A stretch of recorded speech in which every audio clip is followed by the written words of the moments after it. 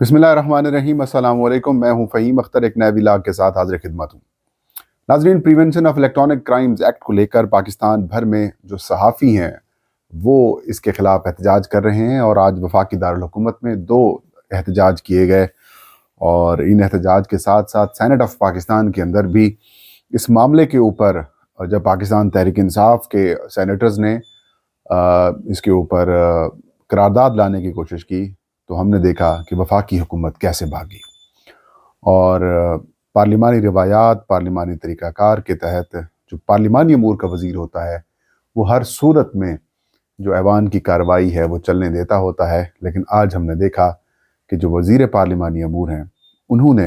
ऐवान नहीं चलने दिया और हुकूमत को भागने के ऊपर मजबूर किया। उसका आंखों देखा अहवाल आपके साथ शेयर करेंगे। दूसरा,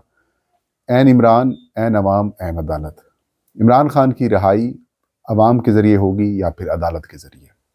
कुछ अहम तरीन डेवलपमेंट्स हैं, उनके साथ भी आपको इन्फॉर्म करेंगे, आगाह करेंगे। आगाज़ करते हैं सेनेट ऑफ पाकिस्तान के इजलास से। पाकिस्तान तहरीक इंसाफ के जो सेनेटर हैं एजाज चौधरी, वो लगभग 1.5 साल से जेल के अंदर हैं या उससे भी ज़्यादा अरसे से जेल के अंदर हैं। वो सेनेटर हैं, उनको सेनेट इंतखाबात से पहले या उसके बाद जब चेयरमैन सेनेट और डिप्टी चेयरमैन सेनेट का इलेक्शन हुआ तब भी, कानून साजी हो, अहम मामलात के ऊपर 26वीं आईनी तरमीम हो, तब भी उनको जो हक है ऐवान में आने का वो नहीं दिया जा रहा। खौफ है, परेशानी है हुकूमती सर्कल्स में कि अगर वो इस तरह से उनको लेके आएंगे तो वो जो गुफ्तगू करेंगे, जो आप बीती सुनाएंगे, जो कई अरसे तक सेनेट ऑफ पाकिस्तान में वो नहीं आ सके, जब उनका अहवाल बताएंगे या फिर कैद के दौरान जो कुछ उनके साथ हुआ जब उसका अहवाल सुनाएंगे तो वो चीज़ें रिपोर्ट होंगी। वो ना सिर्फ रिपोर्ट होंगी बल्कि ट्रेंडिंग में बनेगी। इसलिए सज़ा के तौर पर सबक सिखाने के लिए उनको जेल के अंदर अभी तक रखा गया है और अगर प्रोडक्शन आर्टिस्ट जारी कर भी दिए जाते हैं तो भी उनको पेश नहीं किया जाता। यूसुफ रज़ा गिलानी जब स्पीकर कौमी असम्बली थे तब बेनज़ीर भुट्टो की उन्होंने लड़ाई मोल ले ली थी और उस वक्त उन्होंने एक अपोजिशन लीडर के या फिर एक रहनुमा के प्रोटेक्शन आर्डर जारी किए थे और बेनज़ीर भुट्टो उस वक्त प्राइम मिनिस्टर थी, तो उन्होंने काफ़ी नाराज़गी का इजहार किया था और यूसुफ रज़ा गिलानी ने कहा था कि ये स्पीकर की ड्यूटी है और मैं अदा करूँगा। और कुछ बताने वाले ये बताते हैं कि जब कुछ अरसा गुजरा तो बेनज़ीर भुट्टो ने कहा कि यूसुफ, आपने फैसला आपका ठीक था। अब वो चेयरमैन सेनेट हैं, उनके ऊपर एतराज़ ये है कि उन्होंने वोट ख़रीदे जब वो सेनेट के मेंबर बने, फिर उन्होंने उस रुकने से इस्तीफ़ा दिया, फिर वो कौमी असम्बली के मेंबर बने, फिर वो कौमी असम्बली की रुकनीत से इस्तीफ़ा दिया क्योंकि वो सीट उनको फार्म 47 वाले मिली थी। हार गए थे वो barrister Taimur Malik, I think, if I am not wrong, Multan के हल्के से वो हार गए थे। फिर उनको दोबारा सेनेट का मेंबर बनाया गया, गो के सीटें ये भी फार्म 47 वाली ही हैं लेकिन अब मेंबर बन गए हैं, तो फिर वो चेयरमैन सेनेट भी हैं। इन्होंने चंद हफ्ते पहले, पिछला जब सेशन था तब इन्होंने एजाज चौधरी साहब के प्रोटेक्शन आर्डर जारी किए, लेकिन जिस दिन उनको प्रोड्यूस करके सेनेट ऑफ पाकिस्तान में पेश करना था उस दिन सेंट्रल जेल, जो कोट लखपत जेल है आई थिंक लाहौर वाली, तो उनके जो सुपरिटेंडेंट हैं उन्होंने कहा कि सिक्योरिटी इश्यूज़ हैं, हम इनको नहीं भेज सकते, तो इम्प्लीमेंट नहीं हुआ। लेकिन वो दिन आखिरी दिन था, उसके बाद यूसुफ रज़ा गिलानी सेनेट ऑफ पाकिस्तान के इजलास की सदारत करने नहीं आए। आज भी उनकी अदम मौजूदगी में जो प्रिजाइडिंग ऑफिसर का पैनल ऐलान किया गया था, शहरी रहमान, वो आके प्रिजाइड कर रही थी। इसका मतलब ये है कि वो जो प्रिंसिपल स्टैंड के ऊपर जो स्टैंड ले रहे हैं यूसुफ रज़ा गिलानी, वो उनका ज़ाती है, उनकी जमात का नहीं है। अगर उनकी जमात का होता तो शहरी रहमान इसकी प्रिजाइड ना करती इजलास को, बड़ी क्लियर है। खैर, इनकी प्रिजाइड के दौरान 3 अहम बिल पास किए गए, बाकी मतलब की कानून साजी की गई, लेकिन फिर एक बहस होती है और बहस में नुक्ता एतराज़ के ऊपर बैरिस्टर अली ज़फ़र हुकूमत को शदीद लताड़ते हैं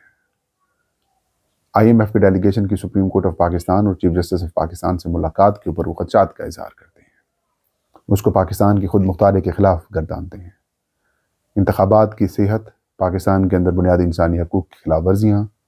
پیکا جیسے قانون کے اوپر بھی تنقید کرتے ہیں۔ تنقید کے جواب میں وزیر قانون جواب دیتے ہیں۔ وزیر قانون جب جواب دے رہے ہوتے ہیں تو پھر یہ سیشن اختتام ہو رہا ہوتا ہے، تو جو اپوزیشن لیڈر ہیں شبلی فراز صاحب اور باقی جو پاکستان تحریک انصاف کے سینیٹرز ہیں، انہوں نے کہا کہ ہم پیکا قانون جو کہ حال ہی میں ترمیم کی گئی ہے، جس کے بعد اظہار رائے کے اوپر پابندی، بہت ساری سخت قسم کی قانون سازیاں کی گئیں، اس میں چیزیں شامل کی گئی ہیں، اور جو اظہار خیال ہے یا پھر جو بات ہے، لکھنا بولنا، اس کے اوپر فوجداری مقدمات کی طرف معاملات لے کے جایا جا رہا ہے، ریگولیٹ کرنا ہے سوشل میڈیا، ڈیجیٹل میڈیا کو۔ تو اس معاملے کے اوپر PTI نے اعلان کیا کہ ہم اس پیکا قانون کے خلاف ترمیم لائیں گے، قرارداد لائیں گے۔ جیسے ہی قرارداد کی بات آئی تو وہ پارلیمانی امور کے وزیر، جن کا کام ہوتا ہے کہ جس قسم کی بھی سچویشن ہو، چاہے کوئی ممبر بیٹھا ہو یا نہ بیٹھا ہو، چاہے کورم ہو یا پھر نہ ہو، اس کی یہ کوشش ضرور ہوتی ہے کہ ایوان کی کارروائی چلتی رہے اور جو بزنس ہے، ہاؤس بزنس ہے، وہ چلتا رہے۔ آپ کو یاد ہوگا جب رجیم چینج ہو رہی تھی، جب پاکستان تحریک انصاف کی حکومت کے خلاف، عمران خان کے خلاف تحریک اعتماد قومی اسمبلی میں پیش کی جا رہی تھی، تو پھر آپ کو ایک PTI کے رہنما جناب آئی تھنک وہ علی محمد خان،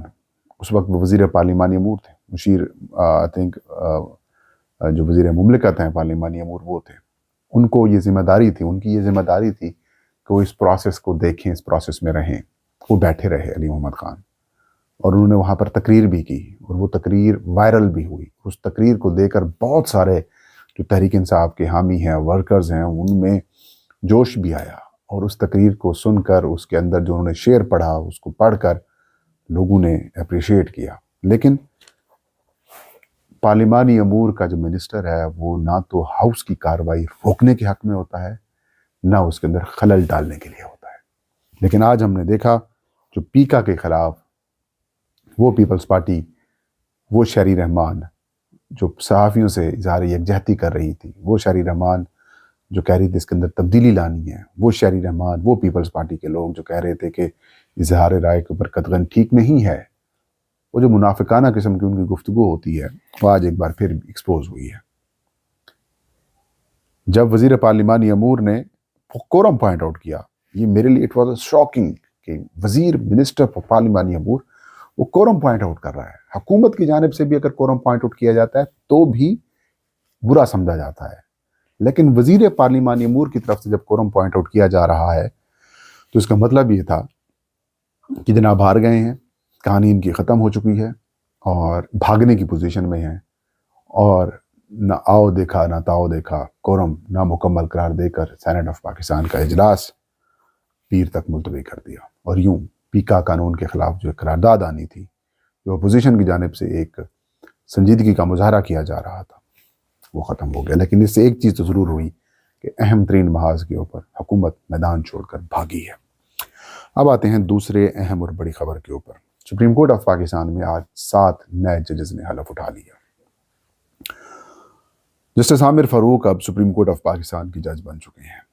ان کے ساتھ اور بھی بڑے جج آئے، تو اب سپریم کورٹ آف پاکستان میں جو ججز کی تعداد ہے وہ چیف جسٹس کے علاوہ 24 چیف جسٹس کو ملا کر 25 ہو گئی ہے۔ اب حکومت یا جناب چیف جسٹس چاہیں تو وہ جو الیکشن کمیشن آف پاکستان کا مخصوص نشستوں سے متعلق ایک نظر ثانی کی درخواست ہے، اس کو فکس کر سکتے ہیں، فل کورٹ بٹھا سکتے ہیں، اور اب اتنی تعداد آ چکی ہے کہ اس کیس کو جو PTI کو مخصوص نشستیں دینے کا حکم دیا گیا تھا، اس کو تبدیل کیا جا سکتا ہے نظر ثانی میں۔ خاموشی اختیار کی جا سکتی ہے ظلم۔ تو اسی طریقے سے اسلام آباد ہائی کورٹ میں تحریک انصاف کے بانی چیئرمین عمران خان اور ان کی اہلیہ کے کیسز ہیں، وہاں پر بھی 5 نئے جج بھجوا دیے گئے ہیں، وہاں پر بھی ڈس بیلنس کرنے کی کوشش کی جا رہی ہے، یا آؤٹ آف بیلنس کرنے کی کوشش کی جا رہی ہیں۔ تو وہاں پر بھی قائم مقام چیف جسٹس جناب ڈوگر صاحب آ گئے ہیں، سرفراز ڈوگر صاحب آ گئے ہیں، لاہور ہائی کورٹ سے آئی ہیں، سینیارٹی کا ایشو چل رہا ہے، لیکن کوئی قانون کو آئین کو ماننے کے لیے تیار نہیں ہے۔ لیکن یہ جو سپریم کورٹ اور ہائی کورٹس کے اندر ججز کی تعداد بڑھا دی گئی ہے، اس کا سیدھا سیدھا سا مطلب یہ ہے کہ خان صاحب آپ نہ تو کسی جرم کے اوپر یا پھر آپ نہ کسی مقدمے کی وجہ سے جیل کے اندر ہیں، اور نہ آپ کسی عدالت کے ذریعے یا پھر کیس سے رہا ہو کر باہر آئیں گے۔ خان صاحب کے لیے